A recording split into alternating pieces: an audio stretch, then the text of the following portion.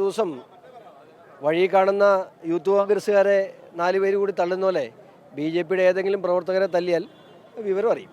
അത് DYFIക്ക് ബോധ്യമുണ്ട്, അതിന് മുതിരില്ല എന്നുള്ള കാര്യം ഞങ്ങൾക്ക് സംശയമൊന്നുമില്ല. പക്ഷേ ഈ ധാർഷ്ട്യം ജനാധിപത്യപരമായി കഴിഞ്ഞ കാലങ്ങളിൽ അവരെന്തു ചെയ്തിരുന്നു എന്ന് അവർ ചിന്തിക്കണം. ഒരു മുഖ്യമന്ത്രിയെ കല്ലെറിഞ്ഞ് തലപൊട്ടിച്ചവരാണ് ഇപ്പോൾ പറയുന്നത് ഈ സമര രീതികൾ ശരിയല്ല എന്ന്. ഈ നിമിഷം വരെ നിങ്ങൾ ശ്രദ്ധിച്ചു നോക്കിയോ, ഏതെങ്കിലും തരത്തിൽ ഒരു തരത്തിലും വ്യക്തിപരമായ ഒരു സമരമല്ലത്. അവരെ വളരെ കൃത്യമായി തന്നെ ഒരു ജനാധിപത്യ രീതിയിലുള്ള സമരമുറകൾ മാത്രമാണ് അവലംബിച്ചിട്ടുള്ളത്. അതിനെ തെരുവിൽ നേരിടാനാണെങ്കിൽ തെരുവിൽ നമ്മളും അതേ മാർഗം സ്വീകരിക്കേണ്ടതായി വരും. ഇന്നലെ നേരം വെളുക്കുന്നതിന് മുമ്പാണ് വീണ ജോർജ് ബിന്ദുവിൻ്റെ വീട്ടിലെത്തിയത്.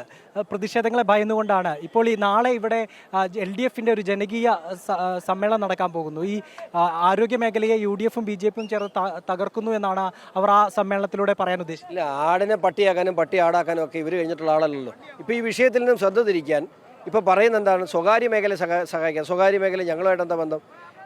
ഇവരിപ്പോൾ പറയുന്ന അഹങ്കരിക്കുന്ന ഈ സർക്കാർ മേഖലയിൽ കഴിഞ്ഞ 5 വർഷത്തിനിടയിൽ 7400 കോടി രൂപ കൊടുത്ത കേന്ദ്ര സർക്കാരിൻ്റെ പ്രതികളാണ് ഞങ്ങൾ. ആർക്കാ കൊടുത്തത്? ഈ രാജ്യത്തെ ജനങ്ങൾക്കല്ലേ. അത് ആരുടെയിലൂടെ പറയുന്നുണ്ടോ? ഇല്ലല്ലോ. അതൊക്കെ ഇനി ഞങ്ങൾ ജനങ്ങളെ ബോധ്യപ്പെടുത്തിക്കോളാം.